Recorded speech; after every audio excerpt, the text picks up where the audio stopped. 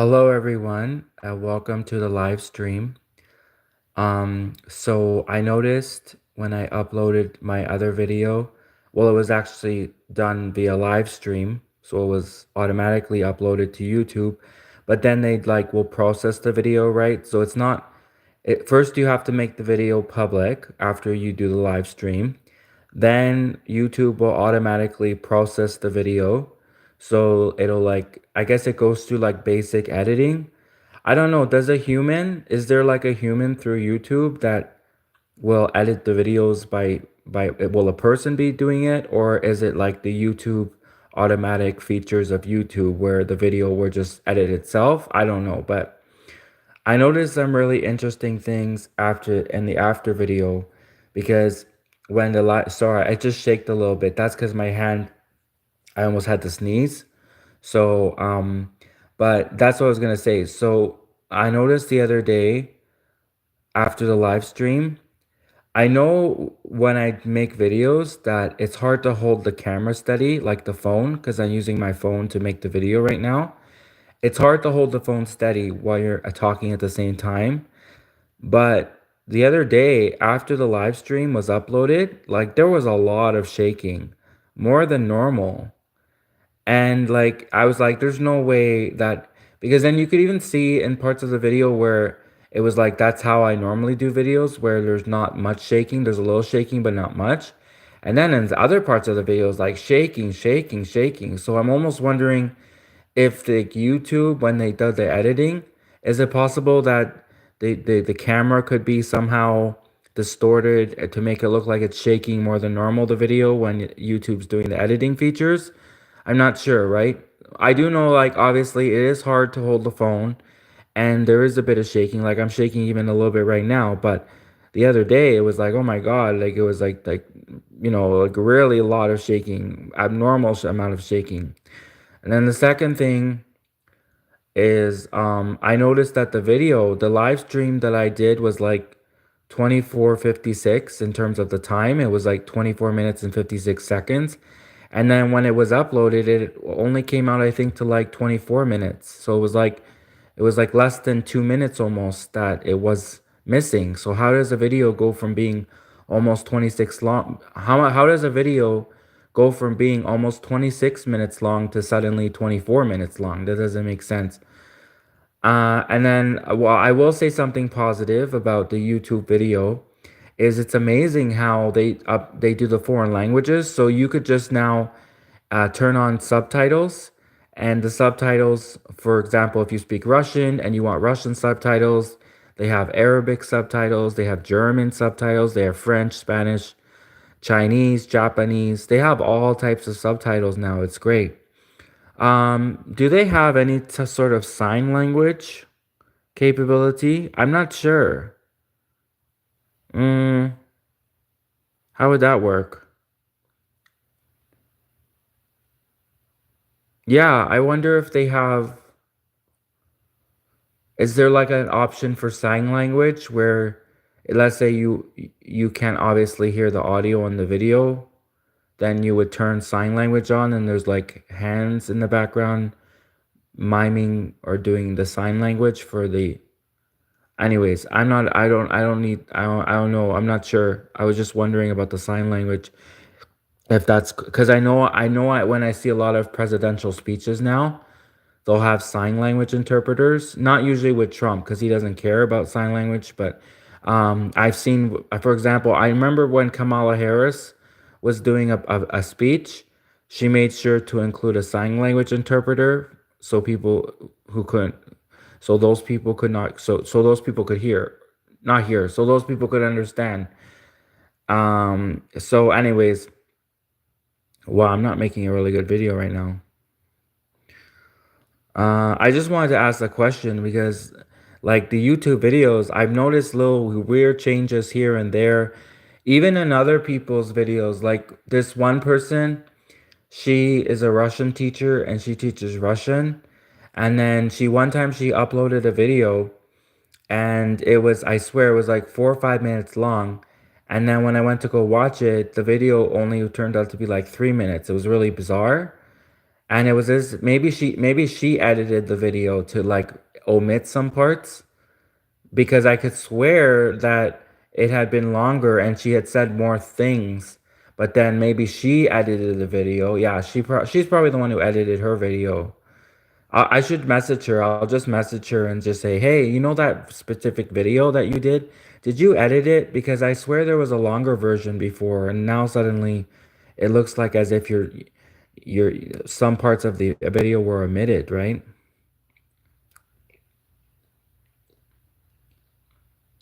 So anyways, yeah, so the CIA website, they have jobs right now featured. So if you want to work for the CIA, they have um they have jobs if you want to work for the CIA. So they have, I don't know, a collection management officer. Collection management officers drive the collection of foreign intelligence and manage the dialogue between U.S. intelligence consumers and the Directorate of Operations. Um, so yeah, if you want to work for the CIA and you have a bachelor's degree, and it doesn't have to be in any specific major, you know? Interesting. So I guess does that mean someone with like an art background or history background? I mean, history is very a good background. I mean, I know when you think of CIA, you probably think people with foreign language backgrounds, but a person who understands history, like, they say those who don't study history are doomed to repeat it. So studying history is a very good skill. Like to know what happened in the past and how it happened and why. It's a very good way to change the future, to make the future better by not repeating the same mistakes in the past. So I wouldn't discount anyone with a history degree. In fact, I think people with history degrees probably could make a very good CIA agent. Um, I also think even maybe not a dance background. I don't know. Imagine that would be like, okay, so Saturday Night Live, right? Saturday Night Live loves to make fun of the CIA, and Saturday Night Live loves to make fun of like CIA agents. So they did that show, right, Homeland, and so the Saturday Night Live did a parody where it was like Carrie. They made fun of Carrie because she's like a crazy CIA agent, right, who just like accuses everyone of everything, like all innocent. She just accuses all these innocent people of everything, right? So they made fun of Homeland on Saturday Night Live, and it would be funny with like, imagine if someone was like, they did interviews for like the CIA, and like someone went in and they're like, "What's your background?" She's like, "I have a 4-year degree I'm a dance in modern dance and contemporary dance." And they're like, "Oh, okay. And you want to work for the CIA?" And then sure enough, there's like, "Oh, well, we have a ballroom dance competition where we need a CIA agent to enter." And then the next thing you know, she's perfect for it. But I just thought that was funny because it's like normally, I would expect, "Oh, I have a degree in Russian language studies, or I speak fluent Arabic, or um, I'm an accountant, or I have a degree in finance or international finance," right? And then it's all of a sudden someone comes in for the CIA interview and they're like, "I have a degree in modern dance and theater." I mean, the theater, I guess they do need actors, right? I mean, if someone has an acting background, that's good because, like, the CIA, you have to be like a liar to be work in the CIA, right? Like, you have to be an actor, you have to tell lies, you have to fool people, you have to deceive people. That's what the CIA is. Is that what the CIA really does? Because I mean, that's what that's how they portray the CIA on like TV shows like Homeland and Covert Affairs and The Americans and Quantico, right? But like maybe that's not what they really do. No, like of course they lie to people. The American government lies to people all the time. But like what I'm saying is, like, I'm not trying to say, "Oh, the CIA is a bunch of liars." That's not what I'm saying at all. I'm saying it's part of their job, right? Obviously, if anyone who's watched like Homeland and watched these TV shows, these TV series about the CIA, if you watched The Americans, if you watched Quantico, which is about the FBI, and then they talk about the CIA in the second season. Obviously, they portray the CIA agents as sociopath liars, right? So, um, like I'm not dissing the CIA. I don't want the CIA coming after me and attacking my videos and attacking me. I'm just saying that obviously lying is a part of their job, right? That's what they're supposed to be doing. So, I mean, that's how they deceive people, right? I mean, obviously, if they don't lie and they tell people, "Oh yeah, like I'm a CIA officer, I'm a CIA agent, I work for the Central Intelligence Agency." Suddenly their cover is blown. So obviously they have to lie, right? Yeah, they do have to lie. Yeah. So they are a bunch of liars. The CIA is full of liars. But anyways, but it's for their job. They have to be sociopaths for their job. Anyways. I'm not trying to but yeah, it would be funny if Saturday Night Live did a sketch about like CIA interviews, right? And or like it's like someone like comes in and be like, "What's your background?" I'd be like, "I spent 5 years working at Saturday Night Live, and now you want to work for the CIA, right?" So it's like all people have different background.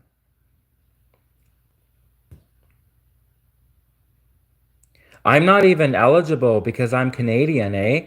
So I'm Canadian. I'm not even eligible, so I would consider to be like an asset, like a Canadian asset, like not like a box of Tim Hortons donuts. I mean, like as a Canadian asset, I would like providing intelligence information to the CIA, but I could never actually work as a CIA officer because you have to be an American citizen to work as a CIA officer, eh? So, if they, yeah, like the most that Canadians can ever be is like, because they'll never fully trust the Canadian, right? Obviously, I wouldn't either. I wouldn't trust Canadians either. But, like they'll never fully, like, it's not like a Canadian citizen can go to the CIA and apply for a job to be an officer because they'll be like, you're not eligible. You have to be an American citizen. So they won't, if you're a Canadian citizen, you cannot get a job in the CIA. Unless it's like some sort of like special exchange program or something, I don't know, between CSIS and between the CIA, which CSIS is Canada's version of the CIA.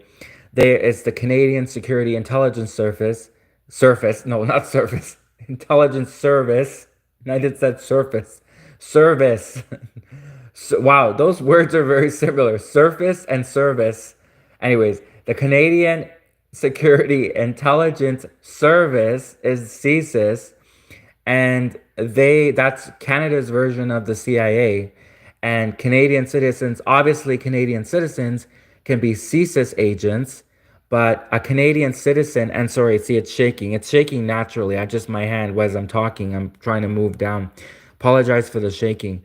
Um, Canadian citizens can be part of CSIS, but they can't work for the CIA because they're not American citizens. That's it. So otherwise, I would apply to the CIA. Who doesn't want to make 77,000 a year as a paramilitary operations officer? And then look, if you have a foreign language, then you're eligible for a bonus, which is great. I do speak fluent Russian. I'm not gonna speak any Russian in this video because I'm tired, but I do speak fluent Russian in other videos.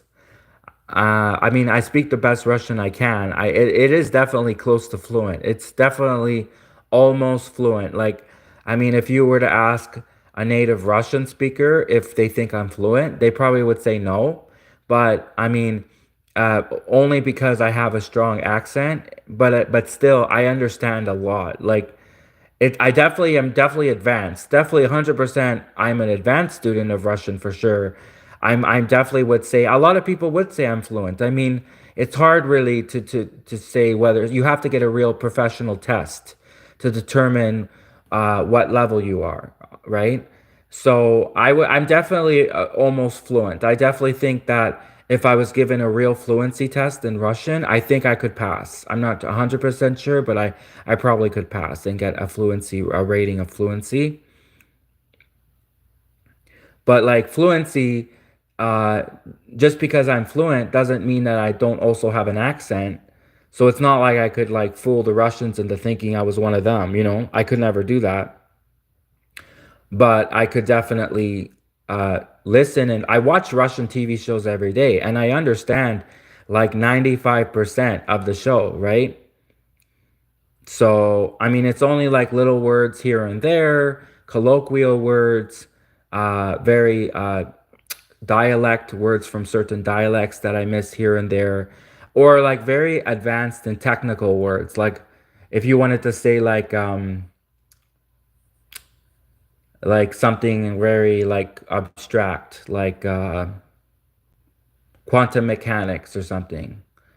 Like obviously, but like I know how to say car, and like I know how to say house in Russian. I know how to say like obviously the basics, all of the regular words like carpet.